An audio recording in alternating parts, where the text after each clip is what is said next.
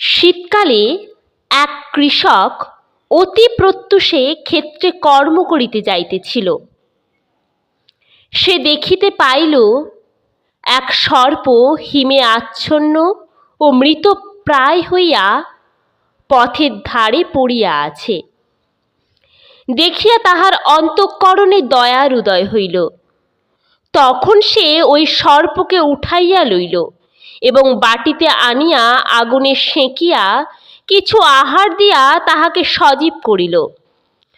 সর্প এইরূপে সজীব হইয়া উঠিয়া পুনরায় আপন স্বভাব প্রাপ্ত হইল এবং কৃষকের শিশু সন্তানকে সম্মুখে পাইয়া দংশন করিতে উদ্যত হইল।